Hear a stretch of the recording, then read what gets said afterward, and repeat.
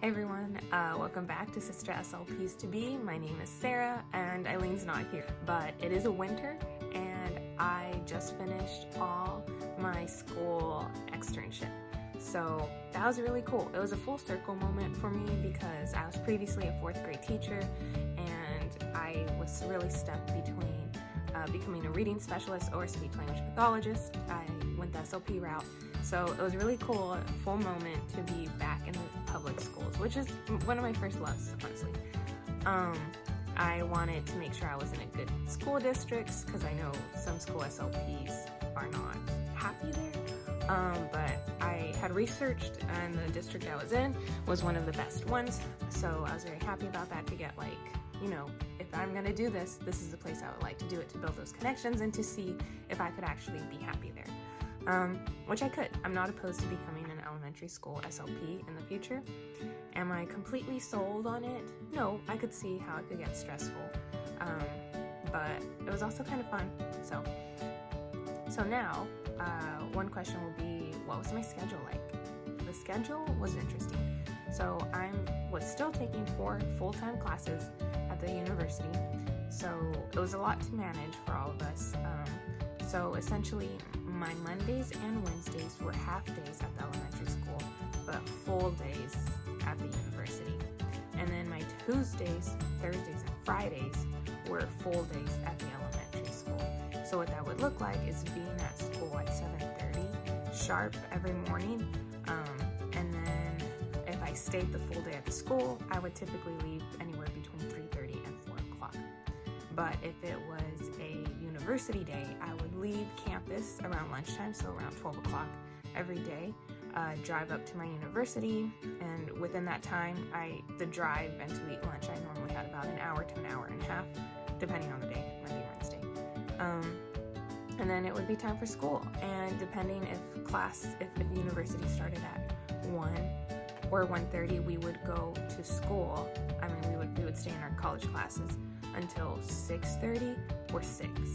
So those are crazy long days. I was honestly, when I came home every day, because I'm a commuter, I don't live that close to the university, my God, I was tired on those Mondays and Wednesdays. I would be like, cool, half day at the elementary, but then it's like full day at the university. Those days were not homework days. Mondays and Wednesdays were not homework days. So that was my schedule. What are some things I wish I knew going into it? You really need an organization. You really need an organization system. And it took me a while to find mine. It'll probably take a while for you to find yours. And everybody's different, but this is what worked for me, ultimately. I got a binder. Inside my binder, I put tons of music sheets. And basically, each sheet represented a different group or individual I worked with. I would make my lesson plans on Thursdays, and every Sunday, I would prepare for the entire week. So let's say I had Tommy, Susie, Linda.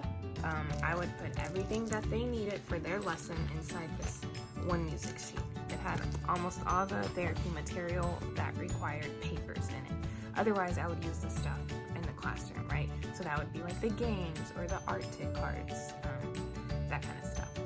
So that was my organization system. On top of that, I also had, I don't have it here. I had just a typical journal, and I would write every day on it, and that's where I would keep my data collections. And some people made Excel sheets and then they just printed it out. Some people kept records of their data collection on the computer. I'm a paper and pen kind of gal, so I would write it out every day, and then if I had time, I would transfer that data into the actual binder, which my supervisor kept and we used for actual ARDs and report cards and progress report cards. And it gets hard. You think data writing is easy? It's just time consuming. So the other thing that I wish I knew but kind of did, it's just a good reminder. It's okay to be uncomfortable with the kids at first. It really is a large age group of so many different abilities you're going to be working with. And it's going to be okay. So as a 4th grade teacher, as a substitute teacher, as an ex-private tutor, I was more comfortable and worked a lot more with kids between the grades of 1st and 5th grade, even up to 6th grade. But not the littles, not the 3 and 4 and 5 year olds. And even more so, the littles who see you because they have limited language. Like, it's my job to make you talk. Like, yeah, it is your job. So that was very interesting, learning to play. It's really what it was. It was learning to play in a smart way to get them to want to talk and get them to understand language. Crazy. It was really cool. Huge learning curve. And for me personally, at the end of it, that was one of the things I really worked on. And at the end of my externship, I saw one of my friends' nieces and her mom. She told me, wow, you play really well with her. And I was like, thank you. Like, I worked 3 months on learning to play with little kids. So that could be you too. And then vice versa too. Some people like the littles more and they're so much more comfortable with them. And it's like, how do I work with my 4th and 5th graders? I don't know, you just talk to them. They love games, and more so than coloring and crafting. That's what I learned. But yeah, I got along with them easier. Some other people get along with the littles easier, and some people just don't enjoy the kids, and that's okay. Oh, another thing that you should know, it'll be a little bit of a shocker maybe, or maybe not, but there's a lot of acronyms, and you're gonna need to learn how to do all the acronyms, but not at the beginning. It'll be okay.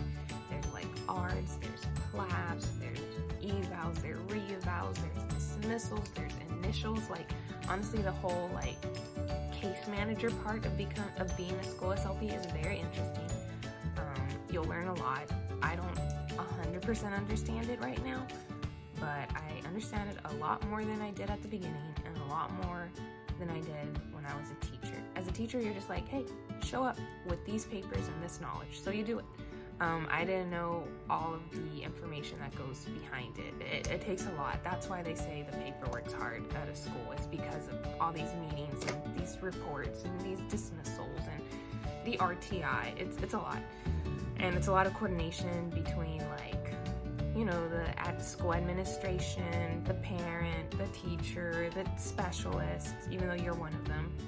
It's a lot of coordination, a lot of paper writing, a lot of back and forth. I could see how it gets stressful. So now time for activities.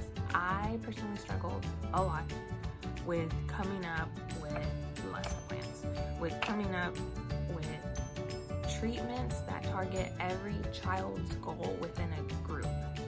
So if you're like me, I have full detail. I can make a full video of it later. I saved everything. These are actually my supervisor's idea of getting these envelopes. This is how she stored her stuff inside the classroom, and I loved it. She just had like a little label and then put everything in it, and so it all fits a theme, it all fits a skill, and you just pull it out and whip out an activity like on the go. I loved it. So that's how I'm looking at it all. But I made like 17 of these. You could buy these for $1.25 at the Dollar Tree.